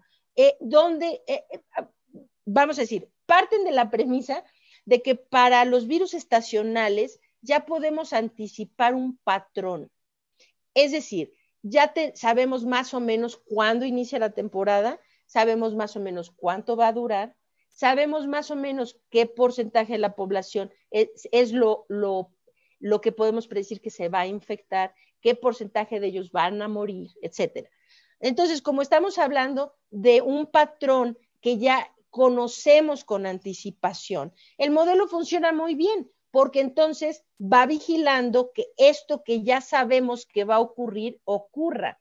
Y entonces, vamos a decir, si se sale del patrón, vamos a decir, empiezan a haber casos de influenza mucho antes de lo que se espera. Ahí hay algo que está mal. El modelo lo detecta y entonces hay que actuar.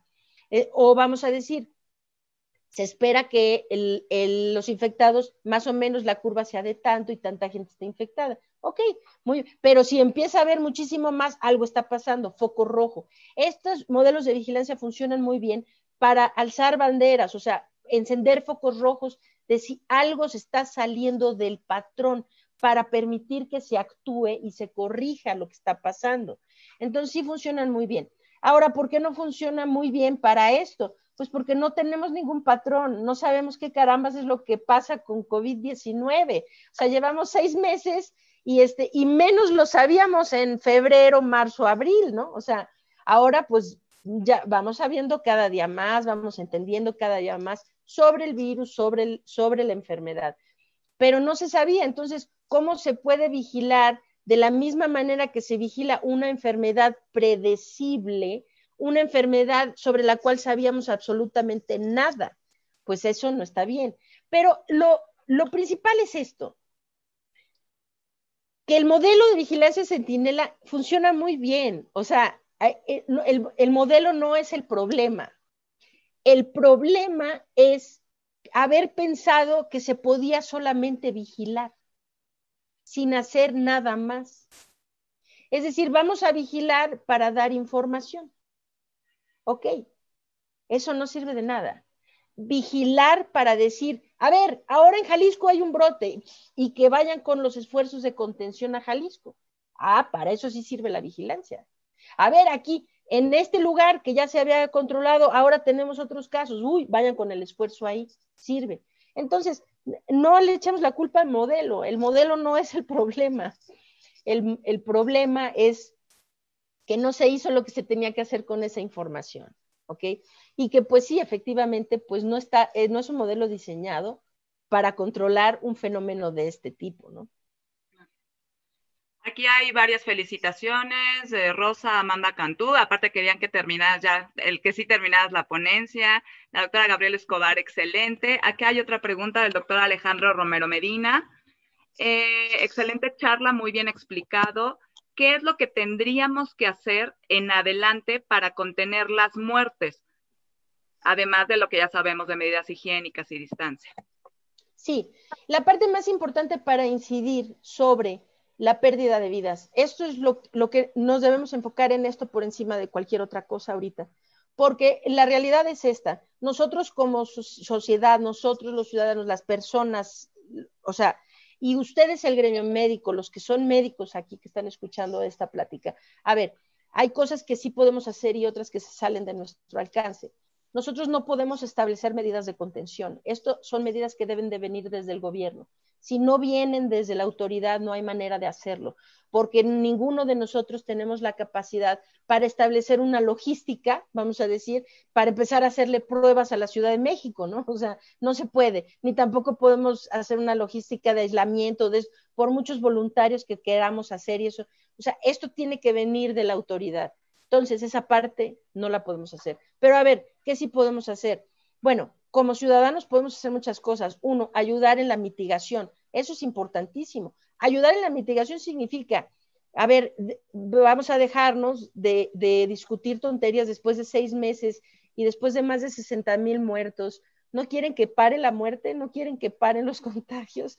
Dejemos de discutir tonterías. Pónganse un cubrebocas. Eso, pónganse un cubrebocas cuando salgan de casa. Es decir, no es de, ay, no, yo voy corriendo y me va a intoxicar el cubrebocas. No, por Dios, o sea, todos los médicos que están aquí, que han estado en un quirófano 4, 5, 6, 8, 10 horas, ¿no? O sea, un ortopedista que se la pasa haciendo así una cirugía bestial, así de 11 horas, ¿no?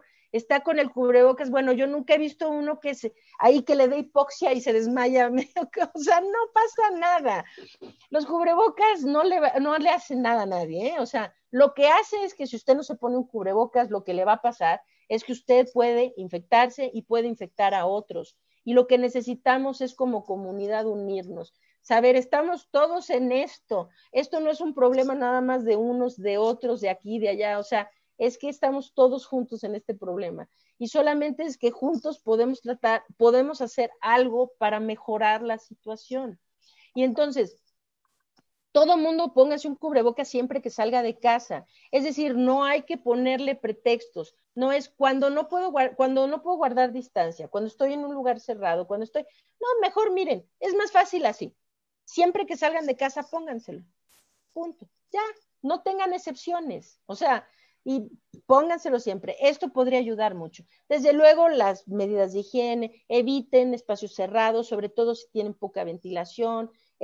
Todo esto es muy importante, pero a ver, viene una parte que es esencial. Necesita la gente concientizarse de que necesitan tomar el control sobre su salud y entonces, ahorita en época de pandemia, necesitan hacer automonitorearse. Es decir, vivimos en un país en donde no tenemos acceso amplio a pruebas diagnósticas gratuitas o a precios razonables. La mayor parte de la población no puede ir a hacerse pruebas de COVID porque le cuesta demasiado dinero hacerlas.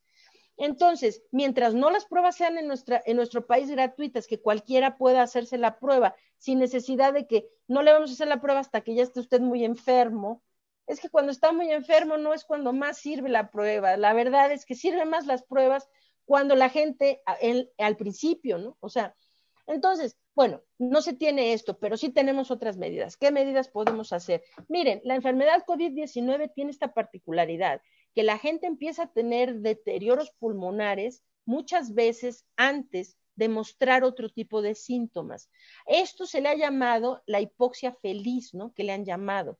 No toda la gente que tiene COVID pasa por estas cosas de la hipoxia feliz, ¿no? No toda la gente, pero sí un porcentaje suficientemente amplio para que se puede sugerir lo siguiente. Es decir, ¿qué significa la hipoxia feliz? Significa que una persona que no tiene síntomas aparentes, o sea, no tiene fiebre, no tiene mucho malestar general, no tiene, o sea, sí, pero empieza a tener deterioros pulmonares, deterioro pulmonar. Y si se toma la oximetría, empieza a haber disminuciones en su saturación de oxígeno, incluso sin mostrar los síntomas. Esto es algo así muy sui generis de COVID-19. Es decir, hay gente que tiene ya una oxigenación muy baja y anda normal por la vida como si nada. O sea, anda sintiendo muy bien, que no tiene fiebre, que nada, no se siente mal. Nada más que esa persona empieza a desaturar y de repente de un día para otro, no sé cómo me puse tan mal si ayer estaba perfecto. Es que la cosa es que usted no estaba perfecto, usted creía que estaba perfecto, pero el daño ahí estaba. ¿Y cómo lo pudo haber sabido? Automonitoreándose. Es decir, yo pienso que ahorita en esta época de pandemia, con las cosas como están, sin poder tener acceso a pruebas gratuitas de diagnóstico. Así en la mesita de noche donde tienen su termómetro, agréguenle a eso, agréguenle un oxímetro. Y de verdad que la gente tiene que estarse monitoreando. Ahorita yo creo que ya hay muchas instancias, muchas instituciones de salud y habemos grupos. Yo formo parte de un grupo en donde estamos por lanzar una plataforma de asistencia al público gratuita, ¿sí? Donde van a haber médicos altruistas ahí dando atención, seguimiento, vigilancia y atención temprana, atención oportuna a pacientes con COVID. Entonces, para atenderlos de forma temprana, tenemos ya entre el grupo que hasta ahorita, que ya llevaban meses haciendo esto, ¿no? Entre todos juntamos tal vez unos 300 pacientes o más que se han visto de esta manera. Se ven de forma remota, o sea, no hay consultas presenciales. Todo se hace por videoconferencia. Y entonces se monitorean si todo va bien, cada 24 horas, ¿no? Si alguna cosa cada 12, cada 6, cada 4, cada que se necesita, pues, o sea, ¿sí? Y se dan claro, tratamientos para detener el deterioro pulmonar, es decir, a base de controlar la coagulación y controlar la inflamación. De eso se trata. Ahorita pues no hay un tratamiento contra el virus. O sea, ahorita hablar de especular de vamos a aventarle todos los antivirales que hay en el mercado para ver si es chicle y pega y alguno da, pues eso es contraproducente. Eso es contraproducente. O sea, cuando tengamos un antiviral, entonces hay que recetar un antiviral. Ahorita no hay un antiviral, pues mejor hay que irnos a lo que sí podemos hacer. Si esta es una enfermedad procoagulatoria, inflamatoria, microvascular, entonces, pues, ¿cómo tratamos una enfermedad de este tipo que es procoagulante, inflamatoria? Pues anticoagulando, antiinflamando, ¿no? Entonces, esto detiene el deterioro. Entonces, ¿qué puede hacer la población? Uno, es eso, automonitorearse, tomen control de la situación, toda la familia. Y hay gente que dice, ay, no, pero ¿cómo nos vamos a volver tan paranoicos, no? O sea, no se trata de ser paranoico, al contrario. Se trata de tomar control, de tener poder, empoderarse. Ahora yo tomo control de mi situación, de mi vida, porque yo lo puedo controlar. Si empiezo a ver que hay alguna cosa, incluso sin tener la prueba, bueno, pues ese es el momento de buscar atención. Hay que buscar atención, aunque no tenga una prueba confirmatoria. Estoy empezando a ver deterioro, alguna sintomatología, disminución en la oxigenación, pues rápido. Hay algunos centros. Este centro de atención temporal Citibanamex, ellos están haciendo un gran esfuerzo por dar atención temprana a los pacientes que ahí van. Ahora estará nuestra plataforma, que ojalá pueda crecer lo suficiente para dar la atención a un gran número de personas, ojalá. Veamos cómo va, pero cada vez más, y incluso en la práctica privada, la forma como se trata esta enfermedad es eso. O sea, no se puede tratar terminal, o sea, se necesita tratar al principio, se necesita detener el daño. Es como cualquier otra enfermedad viral, o sea, todos los médicos, ustedes están más que familiarizados con eso, ¿no? ¿Quién ha pensado que puede tratar un caso de rabia avanzado, verdad? No, o sea, hay que buscarlo antes de que tenga síntomas la persona, ¿no? O VIH, ¿no? O sea, pues que una persona que ya tiene SIDA, que, o sea, pues está un poco complicado, ¿verdad? Pero si lo agarramos temprano, pues maravilloso. Y como eso todas. Entonces, ¿qué se puede hacer? Eso, automonitorense, cuídense, etcétera, etcétera. Y se puede hacer todo lo que se pueda para prevenir la infección. Prevenir infectar a otros, prevenir infectarse usted. Eso es lo que se puede hacer. Y hablando justo de eso, Graciela Ramírez pregunta, ¿el factor de transferencia sirve para prevenir? No, no sirve para prevenir. No, esas cosas, no. La doctora Angélica Hernández pregunta, ¿qué tan confiable puede ser la primera generación de la vacuna? Y la felicita, doctora. Muchas gracias. la primera generación de la vacuna. No, a ver, cualquier vacuna que salga al mercado va a haber pasado por el escrutinio médico y científico necesario para saber que es efectiva. Esto que pasó, y tal vez es que la gente empieza a tener un poco de dudas, porque esto que pasó la semana, creo que fue hace una semana y media, cuando el señor Vladimir Putin anuncia, Rusia ya tiene vacuna y porque a mí se me pegó la gana ya está aprobada, ¿no? Esto no pasa, normalmente. A ver, vamos a esperar. Las vacunas tienen que pasar, igual que todos los medicamentos, por un escrutinio científico y médico que está muy estandarizado y que es con unas normas internacionales, ¿ok? Esa vacuna que la Sputnik V, que anuncia el señor Putin, que se supone que ya está aprobada, esa vacuna no ha pasado por la fase 3 de experimentación. O sea que esa aprobación es una aprobación, pero eso no pasa y cualquier vacuna, las que se están haciendo con seriedad, o sea, la vacuna de AstraZeneca, la vacuna de Moderna, la vacuna de Pfizer, todas estas vacunas que ya están fase 2, 3, fase 3, que más o menos están para terminar su fase experimental a finales de este año, principios del año próximo, que sí han dado muy buenos resultados. Desde la fase preclínica daban buenos resultados y han salido muy bien en las fases 1 y 2 y lo que han estado, o sea, van dando buenos resultados. Claro, todo puede suceder. No hay que tener falsas esperanzas, hay que tener conciencia de la realidad. Entonces, sí podría ser que ninguna funcionara, ¿no? Pero es improbable porque los resultados van viéndose de forma muy favorable. Pero no es de que la vacuna se haga mejor una generación y otra de vacunas. La que salga, si es que alguna sale para aplicarse ya masivamente a la población, es porque esta vacuna ya pasó por el escrutinio médico y científico para saber las dos cosas esenciales, que es efectiva y más importante que todo, que es segura. Entonces, pues en primera generación, claro, la primera, todas las generaciones de la vacuna tienen que ser efectivas y seguras, si es que se van a aplicar a la población, sí. Así es. Aquí otra pregunta en específico. Si diagnosticamos un caso, ¿cuál es la conducta epidemiológica a seguir? Creo que ya más o menos habló de esto, pero... Sí, bueno, diagnosticar un caso es, desde el punto de, en general, todos los casos que se diagnostican necesitan, la instrucción es aislarse, necesitan aislarse. Inclusive si están en casa, porque pues no hay otra, porque no tenemos otra opción, porque no hay centros de aislamiento en nuestro país. Incluso, pues bueno, si están en casa, necesitan entre la familia tratar de mantenerse separados, utilizar el cubrebocas, hacer todo lo que puedan por no infectar al resto de la familia.